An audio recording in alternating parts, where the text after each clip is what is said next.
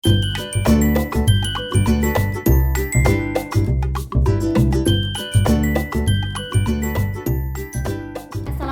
warahmatullahi wabarakatuh. Berjumpa kembali dengan saya Siti Sulaiha sebagai calon guru penggerak angkatan 11 dari SD Muhammadiyah 1 Paiton. Hari ini saya tidak sendiri, saya ditemani oleh Ustadz Samsul Huda. Bagaimana kabarnya Ustadz hari ini? Alhamdulillah, saya walafiat Ustazah. Alhamdulillah. Hari ini Ustadz kita akan melakukan percakapan praobservasi ya Ustadz. Sebelum nanti saya akan amati jalannya proses pembelajaran yang Ustadz lakukan di dalam kelas atau sebelum saya melakukan supervisi di kelas Ustadz. Nah, adapun tujuan dilakukannya supervisi adalah untuk mengetahui dan juga mengevaluasi jalannya proses pembelajaran yang Ustadz lakukan. Nah, kenapa kita hari ini melakukan percakapan praobservasi? Sebagai persiapan awal Ustadz sebelum Ustadz melakukan kegiatan pembelajaran supaya lebih siap, lebih percaya diri, sehingga nanti akan memberikan pembelajaran yang terbaik bagi siswanya. Nah, oke, sebelum itu Ustadz ada beberapa pertanyaan yang akan saya sampaikan kepada Ustadz. Yang pertama adalah kira-kira apa tujuan pembelajaran yang ingin Ustadz capai di proses pembelajaran nanti? Ya Ustazah, terima kasih. Akan saya jawab.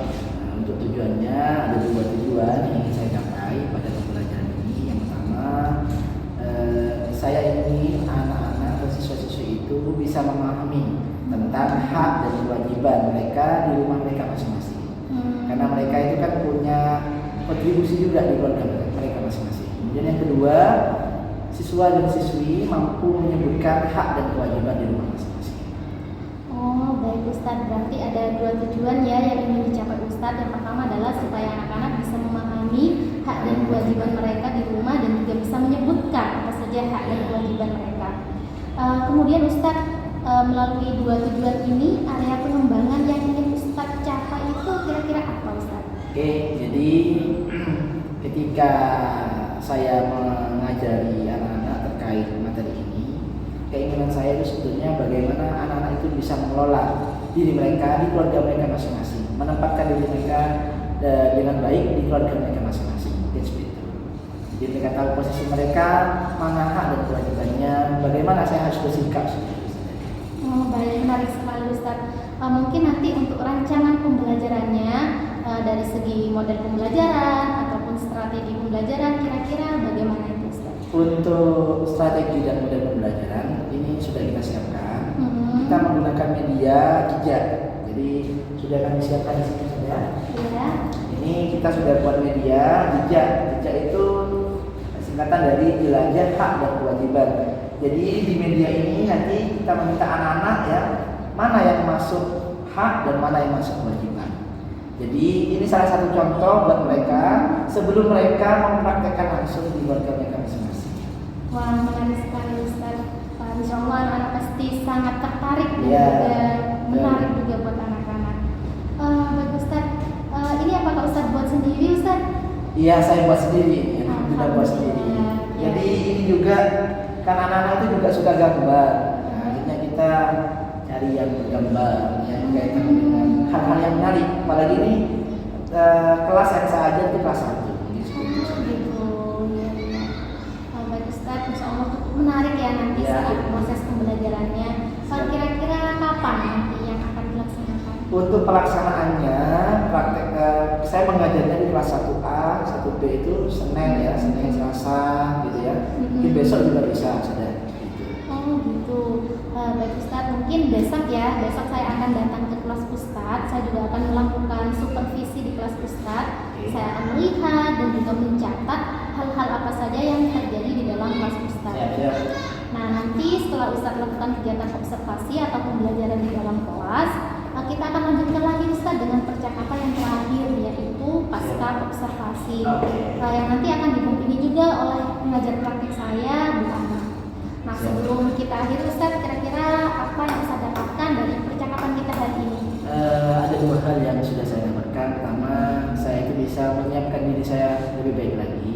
Bagaimana sekiranya saya itu mengelola kelas itu sendiri. Yang kedua, saya lebih siap. Ya, siap itu dari segi materi, media dan sebagainya. Jadi cara mengajarnya nanti sudah terstruktur. Seperti itu saja. Baik Ustadz, terima kasih banyak atas waktunya. Semoga nanti berjalan dengan lancar. Amin. Dan juga anak tertarik dengan media yang sudah Ustaz siapkan. Terima kasih Ustaz. Sekian dari saya. Wassalamualaikum warahmatullahi wabarakatuh. Waalaikumsalam.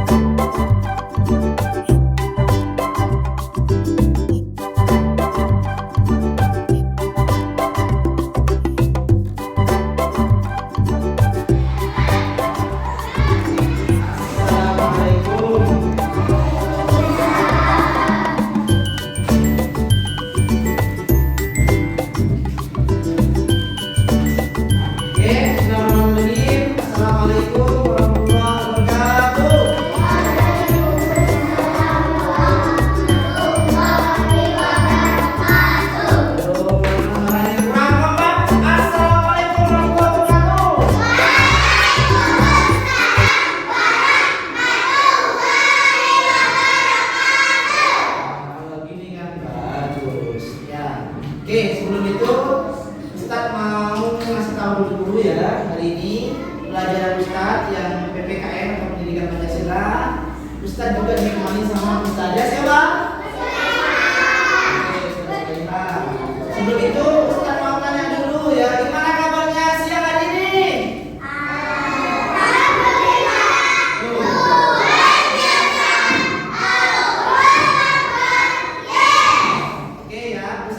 Di sini akan melihat bagaimana Ustaz mengajar. Ya, karena Saudara-saudara itu sedang melakukan yang namanya supervisi kelas. Oke, sudah siap? Siap. Siapa kita? Siapa kita? SD untuk Maicon. Tunjukkan semangatmu. Sebelum kita mengawali pelajaran pendidikan Pancasila di siang hari ini, yang harus kita lakukan pertama ialah berdoa. Oke, Ustadz akan tunjuk ya, Naira untuk memimpin doa. Yang lainnya nanti mengikut. Ya? Oke, dan nyari ya. Oke, pimpin dulu. Sejajar, yuk.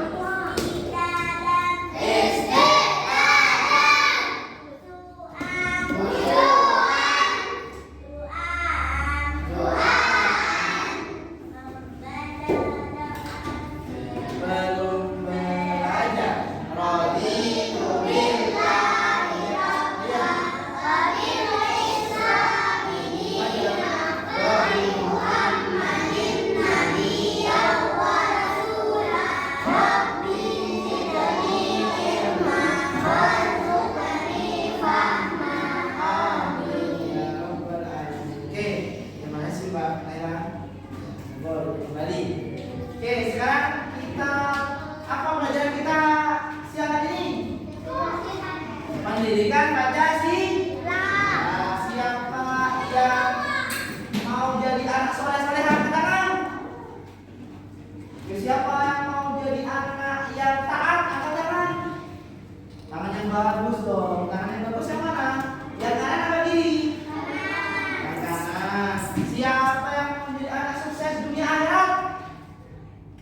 Ustaz doakan semoga kita semuanya sukses. Amin. Allahumma amin.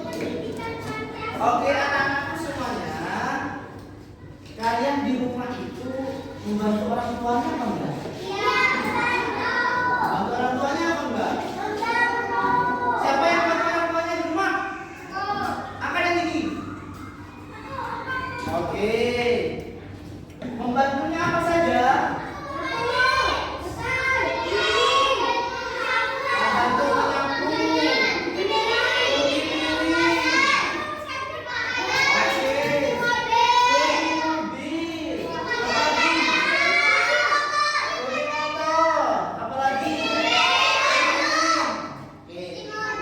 Siapa yang tidak pernah bantu orang tuanya? Raya. Loh, kenapa kok tidak bantu orang tuanya?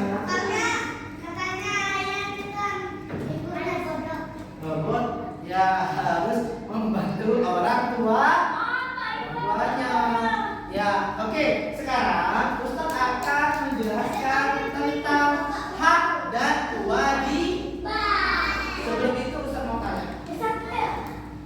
Hak itu apa sih? Yang nyari? Ustaz akan tulis ya biar kita bisa membaca bersama. Hak adalah apa yang kita dapat dapatkan. Oke. Yang satunya lagi itu kewajiban. Kewajiban itu apa?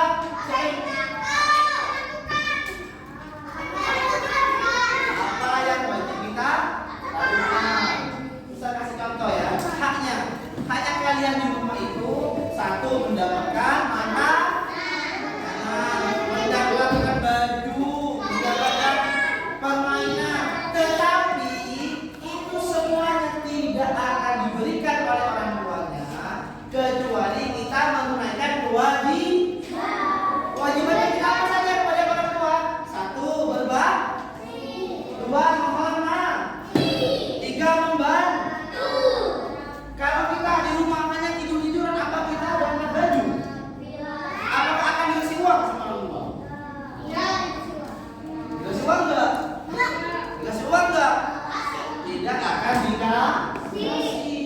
Makanya kita selaku anak melakukan yang namanya hak dan juga kewajiban. Oke ya. Sekarang Ustaz mempunyai permainan, siapa yang akan bermain? Siapa yang akan bermain? Oke ya. Jadi permainan ini simple ya. Seperti apa Ustaz permainannya Ustaz? Permainan ini dinamakan jejak. Apa namanya? Jejak. Jejak itu adalah singkatan dari jelajah, hak dan. Sebelum itu Ustaz mau tanya. Oke, menyapu, ada anak yang menyapu lantai di rumahnya, itu masuk hak apa kewajiban? Orang keempat masuk hak apa kewajiban? Seorang anak mau berangkat sekolah dikasih sapu sama orang tua, itu masuk hak apa kewajiban? Ada anak kecil disuruh bapau sama orang tuanya untuk mencuci piring, itu masuk hak apa kewajiban? Oke ya. Gampang nggak? Gampang nggak? Ada anak kecil disuruh menjaga adiknya, itu hak apa kewajiban? Kewajiban. Itu pinter ya. Oke, sekarang ya. Di sini Ustaz punya permainan. Nanti Ustaz minta satu-satu ya untuk memasukkan ya mana yang masuk ke hak dan mana yang masuk ke kewajiban. Iya, iya. Oke, gampang ya. Nanti saya panggil. Oke, siapa yang sudah siap? Oke, saya panggil ya.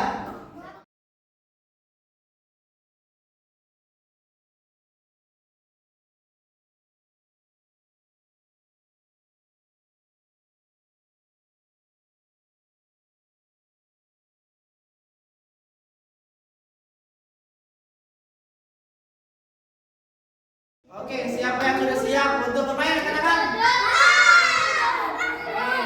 Sebelum itu ya, permainan ini itu Ustaz bagi dua kelompok, ada yang laki-laki, ada yang perempuan. Oke ya, sudah siap? Oke.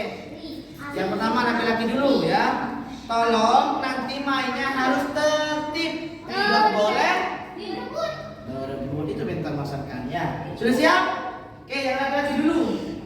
Yang laki-laki dulu. Yang laki-laki dulu. Dimasukkan ke mana? Ayo, sambil dibaca. Itu masuk hak apa masuk kewajiban? Oke. Lanjut. Lanjut, harus tertib. Dibaca dulu, dipahami dulu masuk hak apa kewajiban ya Ustaz? Oh, masuk hak. Berarti dimasukkan ke kalau masuk ke kewajiban, masuk kewajiban. Dibaca dulu, yuk dibaca. Yo, masuk mana Mas Ares? Harus tertib. Harus tertib.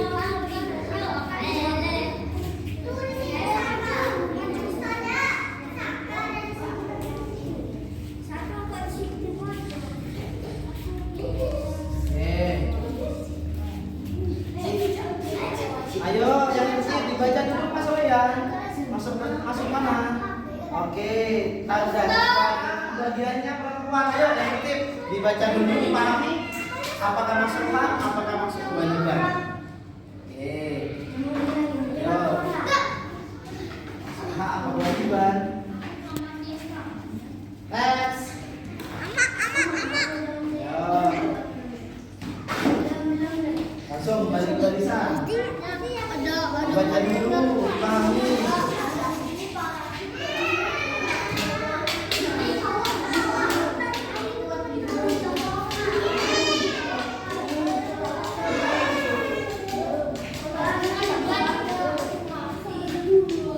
Ayo, yang tertib ya. Terus next. Lanjut. Oke. Lanjut.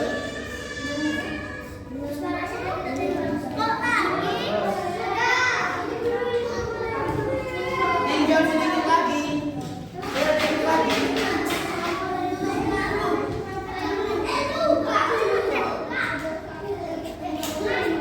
Ayo. Dibaca, jangan lupa dibaca ya. Dipahami. Ayo, Kena.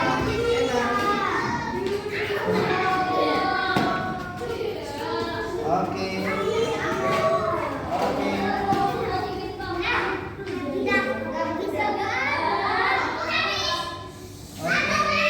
Oke, ternyata semuanya sudah selesai.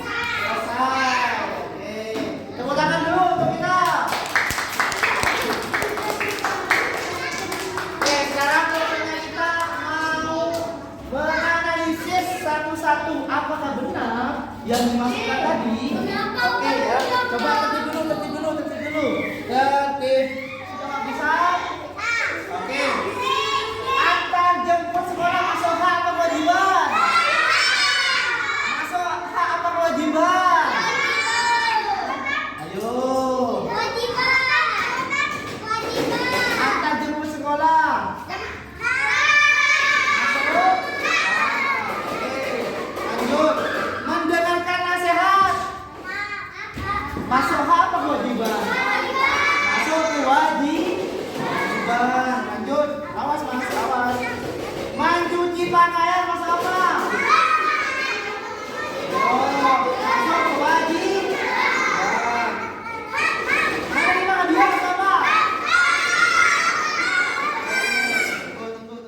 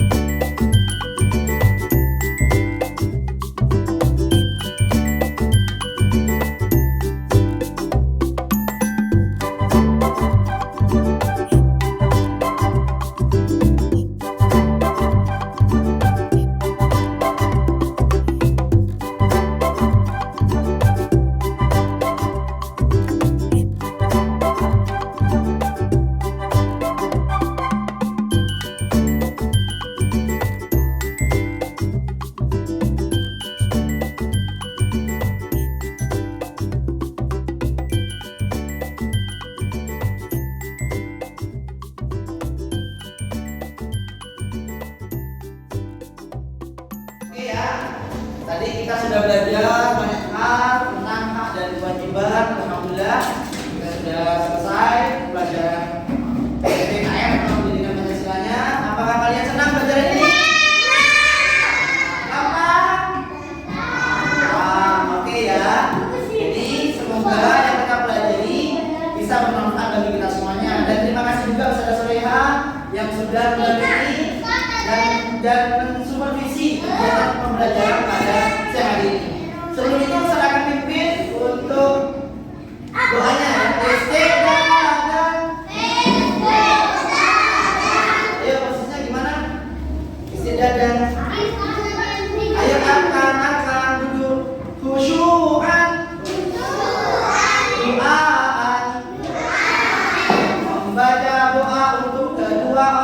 tua. Rabbighfirli warhamhuma kama rabbayani shaghira. Artinya, ya Allah, ampunilah dosaku, orang tuaku, mereka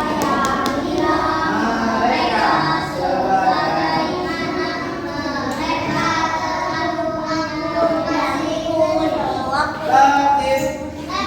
Oke ya, saja yang bisa saya sampaikan pada kesempatan ini. Kurang lebihnya mohon maaf. Wassalamualaikum warahmatullahi wabarakatuh. Waalaikumsalam warahmatullahi wabarakatuh.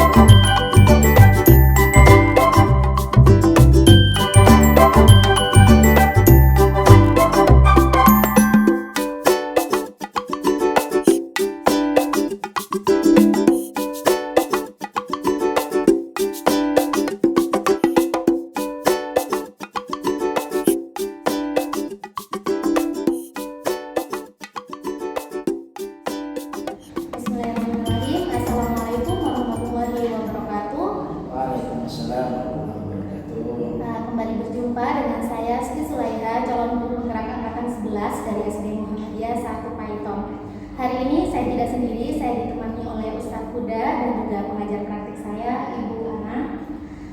Baik, hari ini saya akan melakukan proses coaching supervisi akademik. Baik Ustadz, Assalamualaikum warahmatullahi wabarakatuh. Waalaikumsalam. Bagaimana kabarnya Bu Ana dan juga Ustadz Huda? Sehat ya. Alhamdulillah. Baik Ustadz, kemarin kan kita sudah dan saya dengan sampean sudah melakukan proses observasi di kelas, dan saya juga mengamati juga menilai apa yang terjadi di kelas. Dan kedepannya saya menanyakan beberapa hal kepada Ustadz dan Ustadz menjawab apa yang saya tanyakan.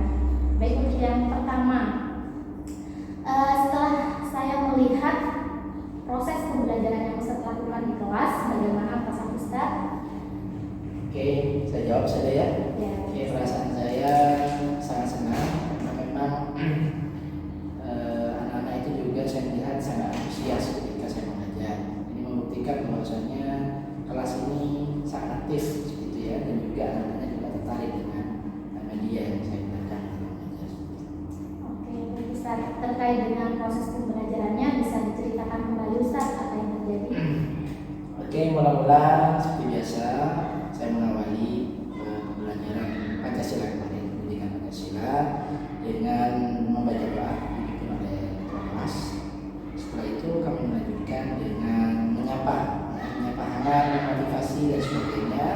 Kemudian setelah itu saya sedikit masuk ke materi, seperti memancing lah. Jadi bagaimana anak-anak itu saya ingin menggali kemampuan anak-anak khususnya dalam bab yang saya ajar kemarin itu terkait hak dan kewajiban. Karena memang materi ini termasuk materi yang penting untuk anak didik kita khususnya kelas 1 biar bisa menanamkan ya, di keluarga mereka tentang hak dan kewajiban mereka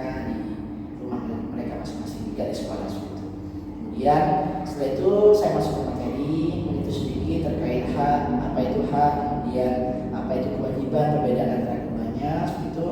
Tidak lupa juga saya itu menampilkan gambar, gitu ya. Nah, jadi kalau ini mencuci piring, gitu ya, kewajiban, kemudian juga mentaati orang tua itu kewajiban, gitu. Jadi saya kasih tahu mereka seperti itu sebagainya. Setelah itu saya kemudian membawa media berupa jejak ya. Jadi media saya ini, jejak ini saya gunakan karena memang saya merasa tertarik dengan media ini sehingga saya menggunakan media ini. Alhamdulillah setelah saya praktekkan kemarin ternyata memang sesuai dengan rencana saya, anak-anak juga antusias. Namun ada beberapa kendala pas saya ngajar karena memang kelas 1 itu ada beberapa siswa yang kalistiknya masih belum lancar. Jadi beberapa anak ini ada sedikit kendala untuk memahami terkait bacaan atau media yang saya sampaikan seperti itu. Misalnya ada di situ gambar tentang mencuci piring misalnya, gitu ya. Jadi mereka itu belum hanya melihat gambar, sebenarnya sudah paham, tapi ketika disuruh baca masih belum lancar. Gitu. Terkait yang lain, alhamdulillah lancar. Oh, baik Ustaz. Dari hal yang Ustaz sampaikan, tadi Ustaz juga menyampaikan bahwa anak-anak sangat antusias terhadap proses pembelajarannya. Terkait triknya nih Ustaz, kenapa anak-anak kok bisa antusias ketika pembelajaran berlangsung? Oke, menurut saya ada beberapa sebab. Pertama, memang dari kita itu menerapkan beberapa teknik dalam mengajar ya. Jadi diantaranya tidak hanya menggunakan model yang jumut ya, artinya memang guru menerangkan saja, gitu ya, murid menyimak ya. Jadi sekarang itu kan sudah student center seperti ya, memusatkan pembelajaran kepada siswa. Jadi guru tidak sepenuhnya hanya berceramah seperti berceramah, gitu ya. Jadi saya itu bertanya ke anak-anak bagaimana sekiranya, akhirnya mereka itu menjawab meskipun mereka itu jawabannya tidak seutuhnya benar, kemudian saya benarkan gitu. Saya perbaiki apa yang salah. Kemudian yang kedua faktornya karena memang anak-anak itu suka dengan media yang ada gambar-gambarnya, kemudian juga berkaitan dengan kehidupan mereka sehari-hari. Jadi itu dua faktor itu yang menjadikan anak-anak itu tertarik dan antusias terhadap pembelajaran yang saya lakukan. Oke, itu faktornya sudah. Oh, baik. Terkait faktor tadi, kan tadi Ustaz menyampaikan bahwa anak-anak ketika diberikan pertanyaan pemantik ada beberapa yang masih belum tepat jawabannya. Mungkin Ustaz bisa mencari lagi hal yang lebih lebih menarik lagi supaya mereka itu bisa tepat jawabannya. Mungkin ada lagi? Mungkin saya biasanya kalau anak-anak itu ada problem seperti itu, biasanya saya itu cari kata kunci ya, seperti itu. Kata kuncinya, keywordnya seperti apa. Jadi misalnya kalau anak-anak itu kebingungan misalnya membaca misalnya ya. Jadi misalnya di bacaan itu makan. Jadi saya peragakan. Ini apa nak? Makan. Ma. Jadi makan. Jadi akhirnya langsung, oh iya. Ini apa ini? Kuping. Kalau kuping biasanya itu apa? Mendengarkan. Oh, mendengarkan. Jadi itu salah satu cara yang biasanya saya pakai untuk mengatasi anak-anak yang masih kesulitan belajar. Cuman ya masalahnya gurunya yang agak capek. Baik Ustaz. Oke. Selanjutnya untuk pemilihan media, kenapa Ustaz menggunakan media jejak dalam proses pembelajarannya? Sebetulnya pemilihan saya, kenapa saya memilih jejak ini memang tertarik saja ya. Karena anak-anak itu kan sebelum menaruh di tempatnya ya, di cupnya itu, jadi mereka pasti membaca gitu kan. Memahami, ya membaca, memahami, kemudian ini masuk hak, masuk apa kewajiban gitu kan. Jadi anak-anak itu bukan hanya berpikir saja gitu kan, ya itu bukan hanya C1, C2, C3 dan seterusnya, tetapi mereka juga oh iya ya, saya itu mana ya, ini tepat apa enggak ya gitu. Jadi akhirnya anak-anak itu bukan hanya memahami saja, tapi juga langsung mempraktekkan gitu kan. Gitu. Yang kedua juga karena ini memang jarang juga ada guru yang menggunakan media jejak, sehingga saya berinisiatif untuk memakainya juga. Karena karena memang menarik. Menurut saya sebagai guru nanti gitu ya. Jadi anak itu antusias. Jadi gantian berbaris, kemudian saya minta yang cowok, ayo yang cowok secara bergantian masukkan mana yang masuk hak, mana yang masuk kewajiban. Jadi mereka mengamati, memahami dan memasukkan ya, gambarnya yang sesuai dengan keadaan kewajiban. Ya, Masya Allah, saya sangat mengapresiasi sekali atas usaha Ustadz yang sudah membuat media jejak sampai Ya, mempraktikkan. alhamdulillah. Mungkin kedepannya Ustadz adakah cara lain lagi ketika Ustadz mengajar utamanya tentang materi hak dan kewajiban, mungkin ada pengembangan lagi dari media yang akan digunakan? Untuk media yang selanjutnya masih saya pikir-pikir lagi terobosan terbaru, mungkin apa gitu yang akan saya buat, karena memang media itu juga banyak. Cuman saya masih memilih mana yang sekiranya menarik untuk anak-anak, karena yang saya ajar sekarang itu kelas 1. Tidak mungkin media yang saya gunakan di kelas 3 sama 4 sesuai dengan yang saya terapkan di kelas 1. Maka dari itu saya masih memilih yang sekiranya tepat untuk dipraktikkan di kelas 1. Oke, baik, untuk menganggap bahwa media Ustadz itu tepat digunakan untuk kelas 1, kriterianya bagaimana Ustadz? Pertama, dikatakan tepat itu anak-anaknya juga antusias. Kemudian saya menilai sendiri anak-anak itu lebih paham terhadap materi. Karena memang dalam media jejak itu anak-anak itu kan langsung praktek sendiri gitu ya. Jadi mereka lebih paham. Jadi kan ada guru yang menjelaskan hanya menggunakan metode ceramah itu ya, itu terlalu juga membosankan. Kemudian anak-anak juga kadang ya tidak terlalu memperhatikan gitu ya. Kalau yang media jejak ini anak-anaknya kan ikut bermain juga, bermain juga dapat ilmu, dapat pemahaman gitu. Jadi itu mungkin yang menjadi kriteria kalau anak itu memang antusias. Oke, baik Ustadz. Tadi kan juga sempat disampaikan bahwa ada kendala saat menggunakan media jejaknya juga, yaitu anak-anak kesulitan dalam membaca. Adakah tips atau solusi dari Ustadz untuk hal itu?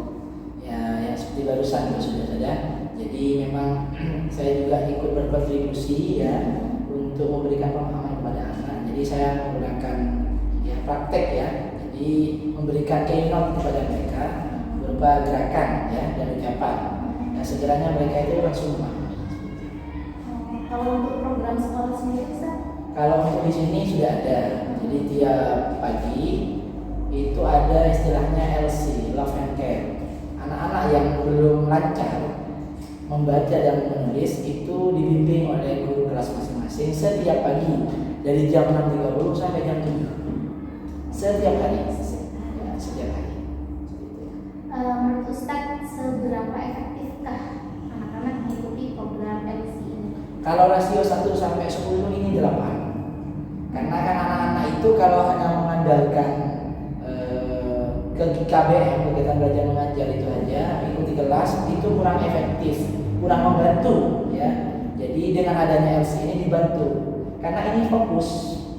Jadi satu pertemuan mereka itu misalnya fokusnya di huruf vokal, kemudian huruf konsonan. Jadi mereka lebih fokus cara membacanya. Kalau di kelas kan secara umum random gitu ya, apalagi masih ada materi, jadi tidak memungkinkan untuk fokus. Dan di kelas itu juga kan kemampuan anak-anaknya kan berbeda-beda. Nah, kalau sudah dikumpulkan di satu, jadi gurunya lebih bisa menghandle kelasnya.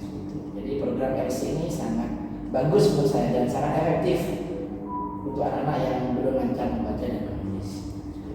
Baik, tadi kan dari skala 1 sampai 10 Ustaz menilai di angka 8. Masih bisa kalau Ustaz untuk naik lagi ke 9 atau ke 10? Sebetulnya bisa, namun ada beberapa kendala. Kenapa rasio yang saya berikan itu 8? Ada beberapa orang tua itu yang kadang itu datangnya telat, jadi ngantar anaknya itu telat sehingga tidak memungkinkan mengikuti kegiatan LC. Kemudian kemarin saya tanya, kenapa bunda ini putra jenengan seharusnya ikut LC? Ternyata bangunnya kesiangan. Kadang orang tuanya yang bangunnya kesiangan. Itu kan termasuk problem betul saja ya. Jadi kalau saya kasih rasio 9 tidak mungkin, karena memang kendala dari orang tua juga gitu, dari anaknya juga kadang siap. Baik. dari kendala-kendala tadi, mungkin Ustadz punya strategi supaya kendala itu bisa diminimalisir. Strategi yang sudah saya terapkan kemarin yaitu menjalin komunikasi dengan orang tua. Jadi biasanya saya itu ngechat orang tua, misalnya besok ada LC, jadi malamnya saya ngechat, Assalamualaikum bunda, ayah bunda, minta tolong besok emas ini datanya lebih pagi biar ikut kegiatan LC. Kalau nggak diingatkan, kadang lupa. Kadang masih diingatkan, kadang lupa. Ya namanya juga manusia. Baik Ustadz, dari strategi tadi mungkin Ustadz bisa mencari orang-orang yang bertanggung jawab atas hal ini, siapa saja pihak yang terkait. Ya, namanya ya pimpinan.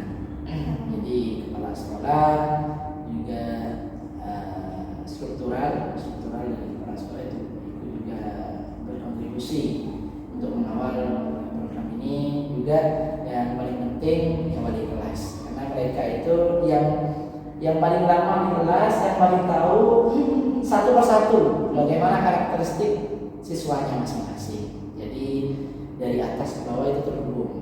Jangan lupa juga sama orang tuanya. Jadi karena memang orang tua juga ikut berkontribusi dalam suksesnya LC. Oke, baik Ustadz. Dari sekian hal yang sudah kita bicarakan hari ini, mungkin ada hal yang Ustadz dapatkan atau rasakan dari pembicaraan kita hari ini. Ada dua hal yang bisa saya dapatkan. Pertama, saya bisa silaturahmi, ya, jadi bisa sharing bersama, gitu kan? Karena sharing ini juga penting. Bagaimana sekiranya kelas itu kita bisa berinovasi terus selaku guru, apalagi ngajarnya di SD. Jadi kalau tidak berinovasi, maka kelasnya layak untuk layaknya, ya begitu saja. Gitu.